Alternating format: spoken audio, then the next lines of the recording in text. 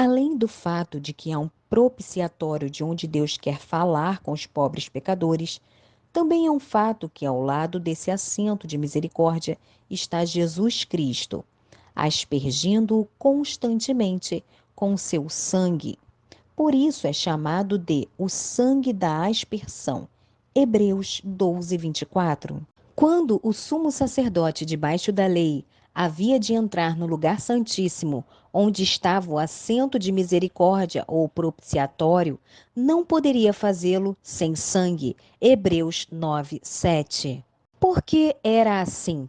Porque, apesar de Deus estar sobre o assento de misericórdia, ele ainda era perfeitamente justo, bem como misericordioso. Assim, pois, o sangue havia de impedir que a justiça caísse sobre as pessoas beneficiadas pela intercessão do sumo sacerdote, como está em Levítico 16, de 13 a 16, para dar a entender que toda a sua indignidade que você teme não deve impedi-lo de vir a Deus. Em Cristo, buscando por misericórdia, você argumenta que é ímpio e, portanto, Deus não levará em conta a sua oração. Certamente é assim se você tem prazer na sua impiedade e se achegar a Ele de modo dissimulado.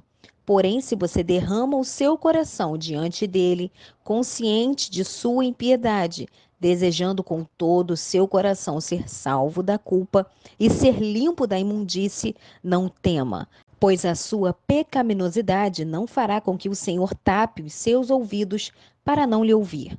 O valor do sangue de Cristo, que foi aspergido sobre o propiciatório, detém o curso da justiça e abre uma comporta para que a misericórdia de Deus chegue até você. Portanto, agora tenha ousadia para entrar no santuário pelo sangue de Jesus, que abriu um novo e vivo caminho para você. Você não morrerá. Hebreus 10, de 19 a 20.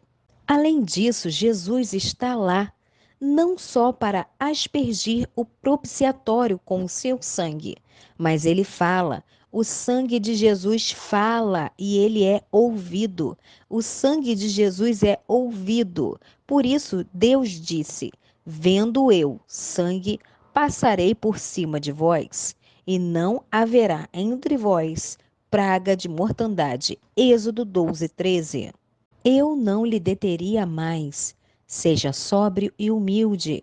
Vá até ao Pai em nome do Filho e conte a ele o seu caso com a ajuda do Espírito Santo e experimentarás o benefício de orar com o Espírito e com o entendimento também.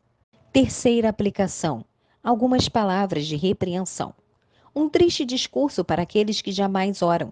Orarei, disse o apóstolo, e o mesmo diz o coração dos que são cristãos.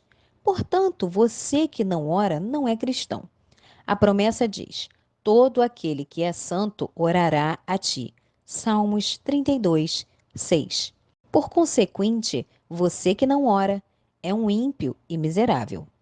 Jacó recebeu o nome de Israel lutando com Deus. Gênesis 32. E todos os seus filhos levaram esse nome depois dele. Gálatas 6:16. Mas aqueles que esquecem da oração, que não invocam o nome do Senhor, são objeto de orações, sim, mas como esta: derrama a tua indignação sobre os gentios que não te conhecem e sobre as gerações que não invocam o teu nome. Jeremias 10, 25. O que você acha disso? Você está tão longe de derramar seu coração diante de Deus? Você vai para a cama, um cão, e desperta como um porco ou como um beberrão e se esquece de invocar a Deus? O que fará quando estiver condenado no inferno? Porque não encontrou em seu coração ocasião para pedir o céu. Quem se afligirá por sua tristeza, quando você mesmo julgou que não valia a pena clamar por misericórdia? Digo-lhe que os corvos, os cães e etc. se levantarão no juízo contra você, pois em tempo oportuno, cada um deles, segundo a sua espécie, dá a entender, de alguma maneira, as suas necessidades. Porém, você não tem coração para pedir pelo céu, mesmo que tenha que perecer eternamente no inferno se não fizer isso. Sirva isto de censura aos que se ocupam em leviandades, enganando e menosprezando o Espírito Santo, por não buscar a sua ajuda em oração. O que vocês farão quando Deus pedir contas destas coisas? Vocês têm por alta traição falar uma palavra contra o rei, mas ainda tremem diante de tal pensamento, mas não lhes importa blasfemar contra o Espírito do Senhor. Será bem-aventurado o seu fim se tratam de julgar com estas coisas? Enviou Deus o Espírito Santo ao coração de seu povo, tendo como fim que vocês lhe ofendam? Isso é servir a Deus? Isso demonstra a reforma de sua igreja, ou não é antes o sinal dos reprovados implacáveis? Oh, que horror! Não basta que vocês sejam condenados por seus pecados contra a lei, mas também vocês têm que pecar contra o Espírito Santo. Será que o Espírito da graça, santo, inocente e puro, a promessa de Cristo, consolador dos seus filhos, sem o qual ninguém pode servir aceitavelmente ao Pai, acaso digo, há de ser este o fardo de sua canção? Vituperar, escarnecer e zombar dele? Se Deus mandou a Coré e a seus companheiros diretamente para o inferno por falar contra Moisés e Arão, Números 16, vocês creem que os que zombam do Espírito de Cristo escaparão impunes? Hebreus 10, 29. Nunca leram o que Deus fez a Ananias e Safira por dizerem somente uma mentira contra o Espírito Santo? Atos 5, de 1 a 9. E Simão, o mago, por menosprezá-lo, Atos 8, de 18 a 22. E vocês creem que seu pecado será virtude ou passará sem punição, a ponto que vocês se ocupam em murmurar contra o seu ofício, seu serviço e sua ajuda que ele dá aos filhos de Deus? Horrível coisa é menosprezar o Espírito da graça. Mateus 12, 31, Marcos 3, 29. Tal como este é o julgamento daqueles que abertamente blasfemam contra o Espírito Santo, em forma de desprezo e negação de sua obra e serviço. Assim também é triste para vocês que resistem ao espírito de oração, por um modelo da invenção do homem. Um autêntico truque do maligno que as tradições dos homens deveriam ter melhor estima e ser mais reconhecidas do que o espírito de oração. Em que é isto menor do que a abominação maldita de Jeroboão, que impediu a muitos de irem a Jerusalém, o local e modo que Deus ordenara para culto, e por estes meios atraiu tal desagrado da parte de Deus sobre eles, de maneira que até hoje em dia não está abrandado? 1 Reis 12, de 26 a 33. Alguém poderia pensar que os julgamentos de Deus de antigamente sobre os hipócritas daquele tempo faria com que eles ouvissem a estas coisas e tomassem cuidado e temeriam fazê-lo. Ainda os doutores de nosso tempo estão longe de estarem alertados pela punição de outros, pois eles precipitam-se mais desesperadamente na mesma transgressão, a saber, ao estabelecerem uma instituição humana não ordenada nem recomendada por Deus. E aqueles que não obedecerão o aqui mencionado devem ser levados tanto para fora da terra ou do mundo.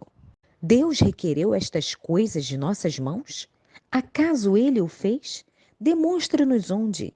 Se não, como eu estou certo que não, então que maldita presunção é esta em qualquer papa, bispo ou outro em ordenar no culto a Deus o que ele não prescreveu? Não, ainda mais não é esta porção apenas da forma, na qual é em muitos textos da Escritura que nós somos ordenados a dizer. Mas mesmo todos devem ser confessados como culto divino a Deus. Não obstante, estes absurdos contêm em si, os quais, devido serem de longe descobertos por outros, eu omito o ensaio deles. Novamente, embora um homem nunca esteja desejando viver tão pacificamente, ainda que ele não possa, por causa da consciência, reconhece que por uma das mais eminentes partes do culto a Deus, o qual ele nunca ordenou, embora este homem deva ser visto como faccioso, sedicioso, errôneo, herético, uma depreciação à igreja, um sedutor de pessoas, e o que não? Senhor, o que será o fruto destas coisas, quando em vez da doutrina de Deus são impostas, ou seja, mais do que ensinadas, as tradições de homens? Assim, o espírito de oração é negado e a forma é imposta, o espírito é rebaixado e a forma exaltada. Aqueles que oram com o espírito, embora nunca tão humildes e santos, são considerados fanáticos, e aqueles que oram com a forma, embora apenas com isto, são considerados virtuosos. E como os favorecedores de tal prática responderão à Escritura, a qual ordena que a igreja deve afastar-se daqueles que, tendo aparência de piedade, mas negando a eficácia dela, segundo Timóteo 3,5. E se eu dissesse que os homens que fazem estas coisas acima citadas promovem uma forma de oração que outros homens fizeram, acima do espírito de oração, isto não levaria muito tempo para ser comprovado. Pois aquele que promove o livro de oração comum acima do espírito de oração, promove uma de forma feita por homens, acima daquele. Mas isto fazem todos aqueles que banem ou desejam banir aqueles que oram com o espírito de oração, enquanto eles abraçam e acolhem aqueles que oram apenas pela forma, e isto porque eles assim o fazem. Portanto, eles amam e promovem a forma de suas próprias invenções e de outros, diante do espírito de oração, o que é a ordenança especial e graciosa de Deus. Se vocês desejam a pureza da minoria, olhem para essas cadeias na Inglaterra e para dentro das tabernas da mesma, e eu creio que vocês encontrarão aqueles que clamam pelo espírito de oração na cadeia e aqueles que buscam apenas a forma das invenções de homens na taberna. Isto é evidenciado também pelo silêncio dos queridos ministros de Deus, embora nunca tão poderosamente capacitados pelo espírito de oração, se eles em consciência não podem admitir aquela estrutura da oração comum. Se isto não for uma exaltação do livro de oração comum acima do orar pelo Espírito ou pregar a palavra, eu tenho tomado meu alerta por inadequado. Não é agradável para mim alongar-me nisto. O Senhor, por misericórdia, converta o coração do povo para buscar mais pelo espírito de oração e na força dele, para derramar as almas diante do Senhor. Apenas deixem-me dizer que isto é um triste sinal, que aquilo que é uma das partes mais eminentes do simulado culto a Deus é anticristão, quando isto não tem nada a não ser a tradição de homens e a força da perseguição para defender e alegar por isto. Concluirei este discurso com os seguintes conselhos para o povo de Deus. Esteja certo de que, tão certo quanto você está nos caminhos de Deus, encontrará tentações. Portanto, espere-as desde o primeiro dia de sua entrada na congregação de Cristo. Quando chegarem, peça a Deus que lhe guie e ajude a superá-las. Vigie cuidadosamente o seu próprio coração, para que ele não lhe engane contra as evidências do céu, e nem em seu andar com Deus neste mundo. Não confie nas lisonjas dos falsos irmãos. Não se aparte da vida e do poder da verdade. Olhe principalmente para as coisas que não se veem. Desconfie dos pequenos pecados. Que a promessa não seja impedida em seu coração. Renove a sua atitude de fé no sangue de Cristo. Medite na obra de sua regeneração. Não renuncie correr com aqueles que vão na frente da corrida. A graça seja convosco. John Bunyan, escrito na prisão em 1662 e publicado em 1663. E é isso aí, pessoal. Chegamos ao fim da leitura de mais um livro aqui no canal. Esse livro tão especial falando de oração.